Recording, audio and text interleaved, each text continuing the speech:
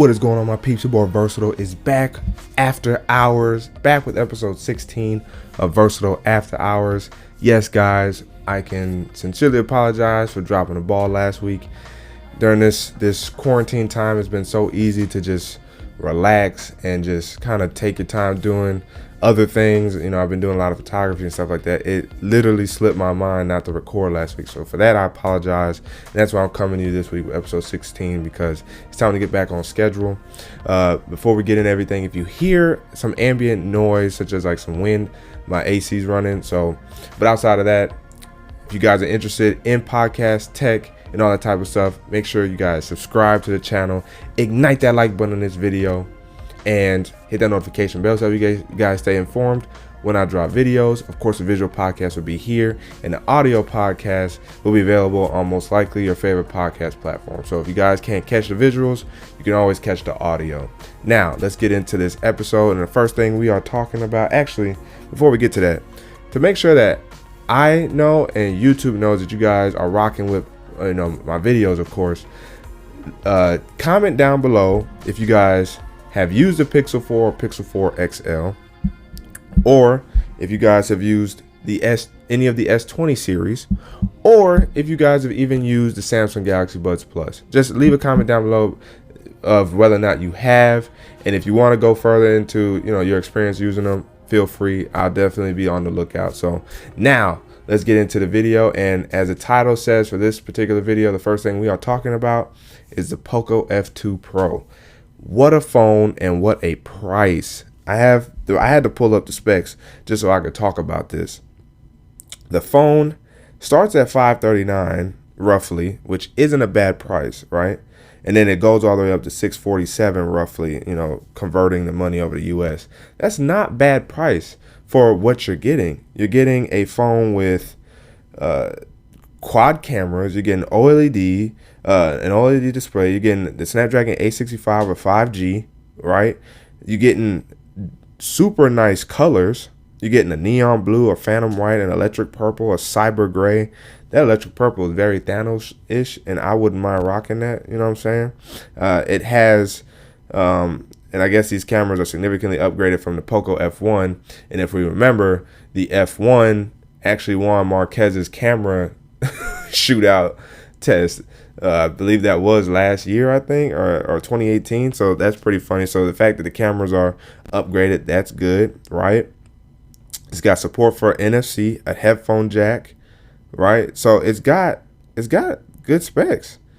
It's got flagship level specs and a decent price. I believe it even has like 90 hertz refresh rate on 120 hertz. So that even adds to the ballpark of, for $600 you're getting an affordable flagship.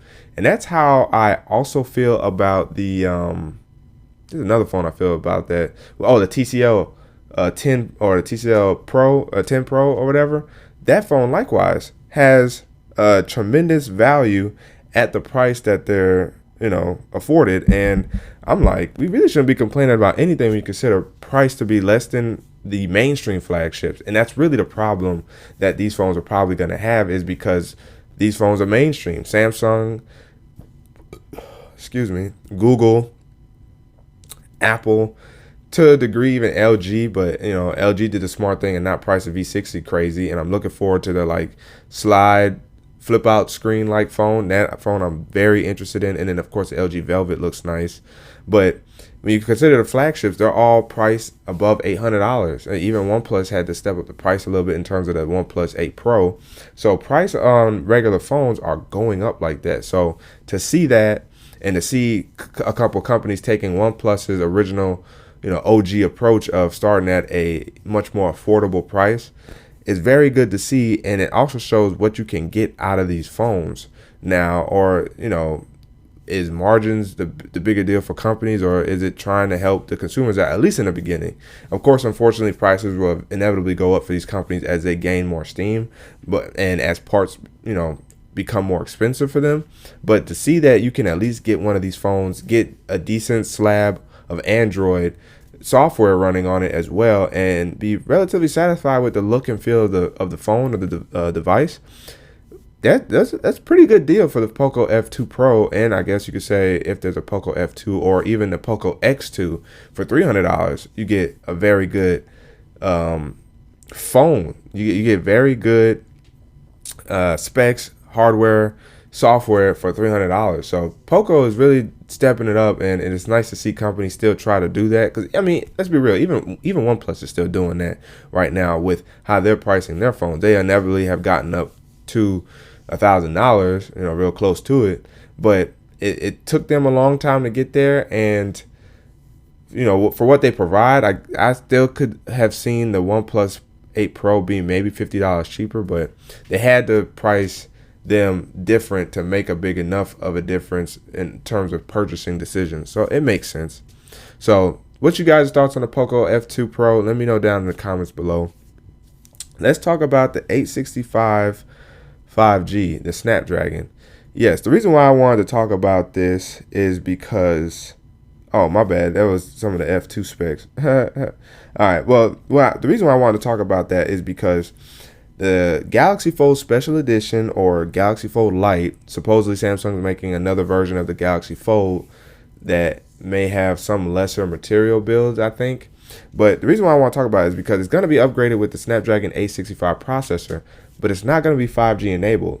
So that really confuses me, because what has been said in many articles is Qualcomm is pairing the 5G modem with the A65. You have to buy it as a package. So unless they have an exclusive deal with Samsung, which I think they kind of do, but would that still make it feasible for them to be able to only buy the A65, or does the Snapdragon 865 work without 5G? That's what I really want to know, because if that's the case, I guess maybe we don't need to have 5G enabled in phones, which may cut down the cost. And that's why the cost of the Galaxy Fold Special Edition is supposed to be decreased in price as well. Like, this phone is supposed to be priced closer to like $1,100. Yes, $1,100. So for that to be the case and you're getting a better processor, is it now true that you can actually buy the Snapdragon 865 separate from the 5G modems? Because that would save companies a lot of money as well. And that's why you see such a phone drop in price. Now, with the Galaxy Fold 2 on the horizon, what's that price going to be for that to have the same 865 5G enabled processor? Those are some questions I want to know, because it's interesting to say the least. I'm definitely interested in the Galaxy Fold Special Edition. I would love for it to hit a carrier here in the US, preferably T-Mobile, because then I could get it and try it out. I mean, I think the screen on the outside is supposed to be even more smaller, like on the lines of the Galaxy Z Flip. But to me, I actually like that decision, because at least it doesn't feel cramped, and like it almost feels like it gets in the way of usability. I think having that more slim line of, communication in terms of stuff that, notifications, stuff like that on the outside of the phone actually makes it look a little cooler and a little better, just because it reminds me of their Galaxy like S View cases or whatever, where you do get that kind of like that slim, display on the case cover for your phone. So I actually think the Galaxy Fold Special Edition or Lite, whatever you're gonna call it, actually would look cool with that. And as long as like the phone doesn't break on me, I would definitely love to try that phone out and give it a run. In terms of the Fold 2, I think I didn't talk about it, but I guess I could talk about it here. I'm excited about the Galaxy Fold 2, especially if it gets an S Pen, because it effectively puts to bed the Note series and becomes the new Note without it having to take on a Note name. Now, I'm not mad if it actually takes on a Note name. I still feel like I should get credit for saying that the original Note series has died and or merged into the Fold line, because the foldables is where it's at now. But I can see them calling it like the Note Fold or just the Fold 2, and it has an S Pen, and this is now representative of Samsung's premium line. But the Fold 2 is supposed to have like all display on the inside with a punch hole, and the outside display is supposed to be much larger now. So that's pretty interesting. Cameras are supposed to be improved, of course, better display technology. So the second gen is supposed to be a lot better, and I hope the price is much more closer to like the 1,500 range, because I think that makes more sense now that it's not Gen 1. Now there's some experience built into it. Like I think they could price it better around the $1,500-$1,600 range and not $2,000, because $2,000 is just crazy. But it is I won't say novelty, but it is a very premium piece of tech. Sometimes you got to pay to play. You got to pay to play. Now, my other concern is it's been another week and Samsung still hasn't given us T-Mobile variant users the Galaxy Tab S6 Android 10 update and the Galaxy S20 May security patch update. I need some bug fixes because my recent app switcher does not work properly. I have to use GoodLock's task changer to actually effectively use the swipe between your current apps. I don't know what broke. I tried it and I turned it off, and that's actually what broke it. And I've tried to reset it. I tried to not like super hard, fast reset, factory reset. Now maybe that might fix it. I don't know, but I tried to wipe the cache partition, and I've tried to, of course, do some reboots. Try to retoggle on and off the GoodLock's task changer, and it still didn't do anything for me. So hopefully that's not as big of a deal, and the May security patch will fix that for my phone, because I'd much rather just kind of go back to using the regular one, because I feel it's more natural to swipe between apps with the original navigation gestures and not GoodLock's navigation gestures. Now, if GoodLock's task changer just allowed you to change the way your apps popped up in recent apps, then that's cool. But the fact that you can swipe, between stuff is not something that I really like as much on this phone anymore, or with the GoodLock's task changer. So that's something that I inevitably, do not like that much. So, but hopefully that problem will fix. And let me know down in the comments below if you are interested in the Fold 2 and if you are having any issues with your Galaxy S20. Let me know down in the comments below. What else can we talk about next? I want to say we could talk about Motorola. They've been under some heat because to pay for $1,000 phone, you only promised one firmware update, Android 11. That's not fair, especially seeing that it just dropped this year with Android 10.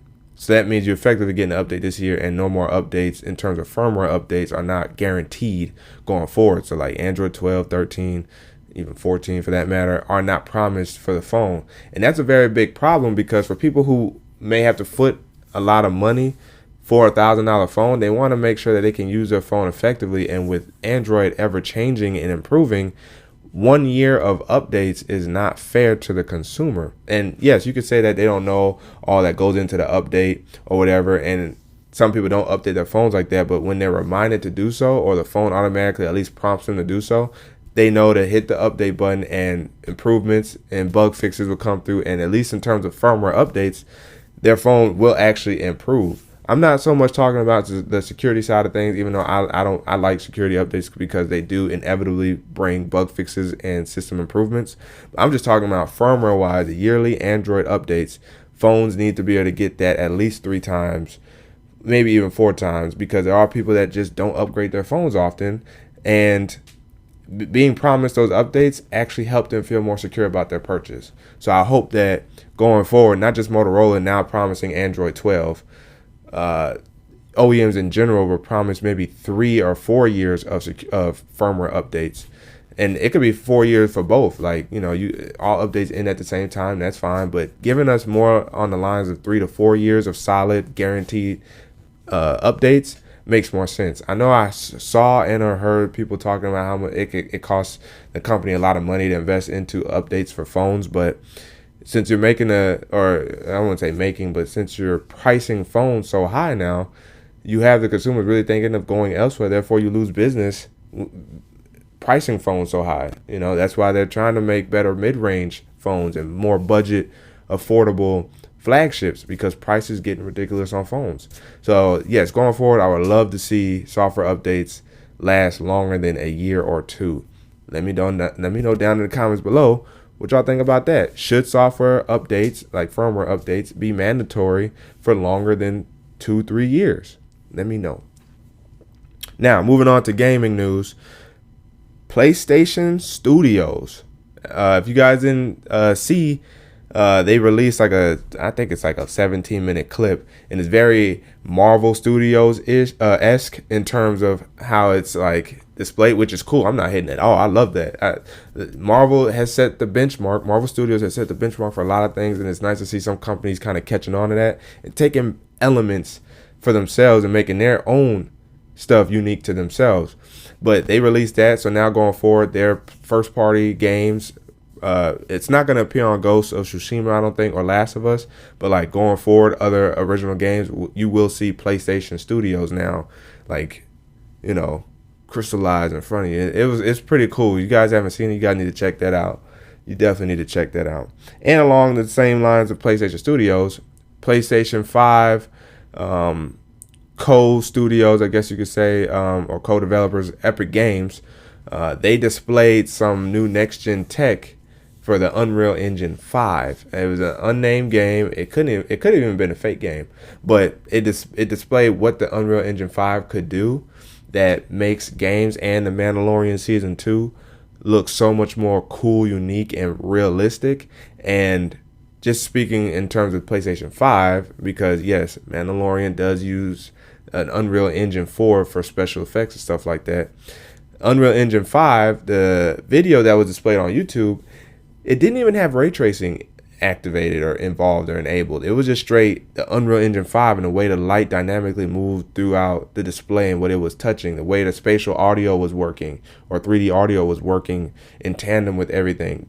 The amount of triangles it takes to build environments and stuff like that, and the fact that Unreal Engine 5 has even more unique algorithms and systems in place to be able to crunch the numbers and crunch those triangles down and compact them so that way they can put on even more triangles to bring that extra layer of realism into games is amazing.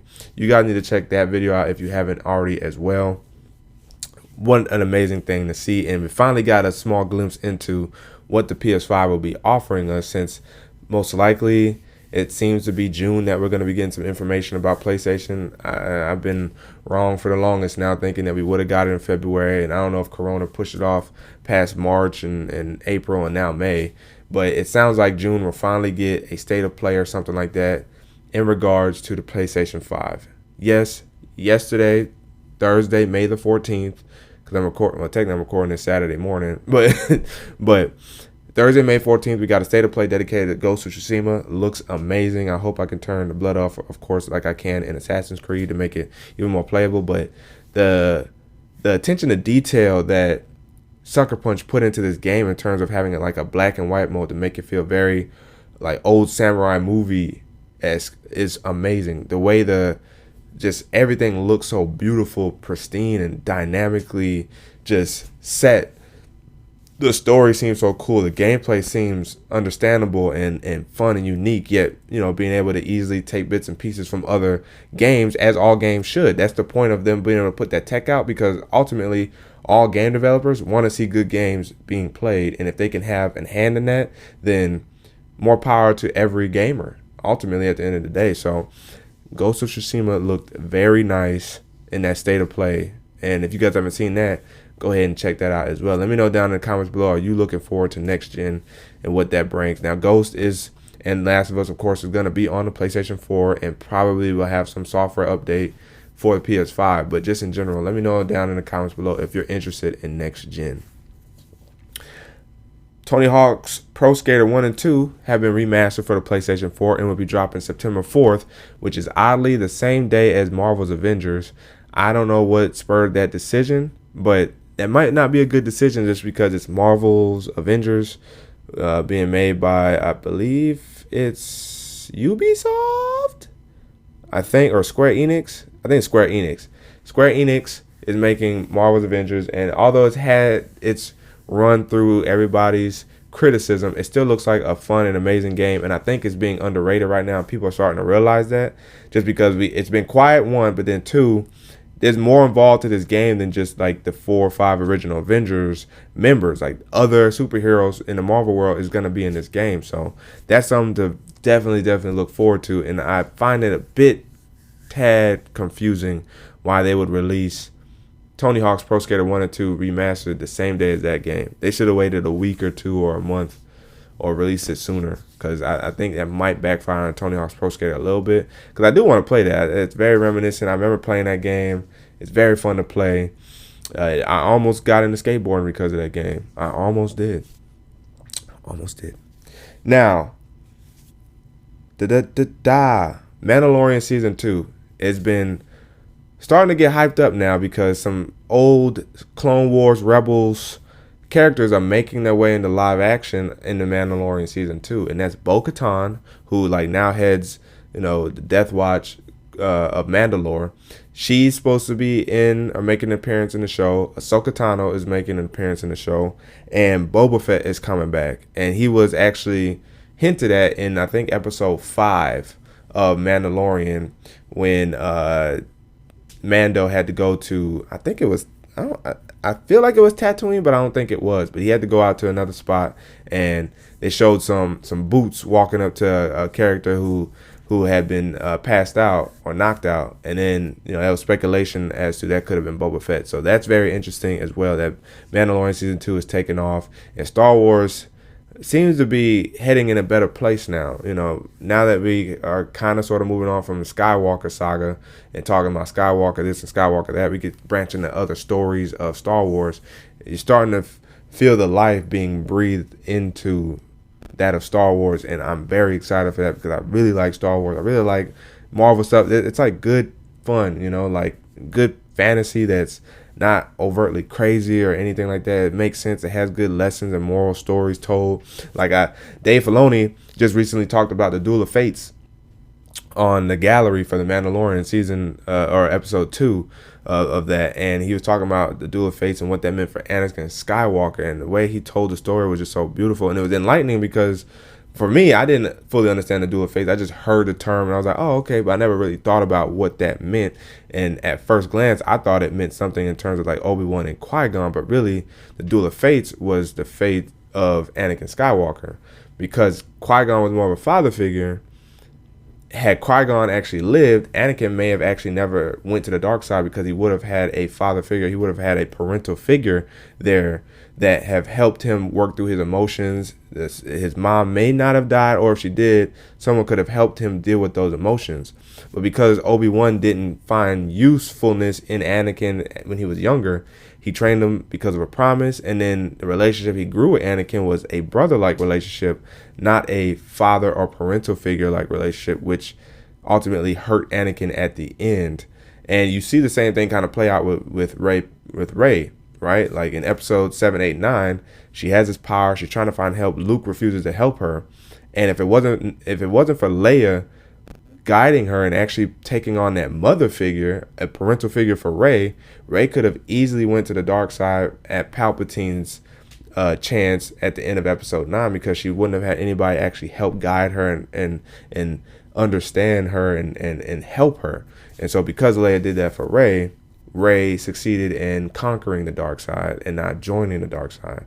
So that, man, just the way stories are told like that within Star Wars, and like he said, we decorate it with X-Wings, lightsabers, light side, dark side, stuff like that. But at the heart of it is all about family at the end of the day, and that's what Star Wars represents, and that's what even like Marvel represents, Marvel Studios. When you even think about the actors or the movies, like you see or feel kind of like a family-like undertone with all of it taking place. So just amazing storytelling that we're getting now, and that's what I appreciate about Marvel and Star Wars, and it's nice to see that we're going to be getting more of that. That's all I got for you guys today. I hope you guys enjoyed. Let me know down in the comments your guys' thoughts about Marvel and Star Wars, if you guys like storytelling or your guys' perspectives on things. I'm always interested in knowing what you guys think. Again, I of course always appreciate you guys' support, coming through, watching, listening, giving me some suggestions or advice, and being patient with some of my videos when they're not even up to my own par. Sometimes I'm just so quick to want to get a video out that sometimes I'll let quality slip sometimes, or I want to shoot specific types of videos, but I don't have like the means to produce super great audio. So that I am definitely trying to work on my side, and I'm glad you guys are willing to be on the ride with me there. So again, if you guys haven't already, make sure you comment down below about the Samsung Galaxy Buds, the Pixel 4, or the Galaxy S20, or even for that matter Galaxy Tab S6.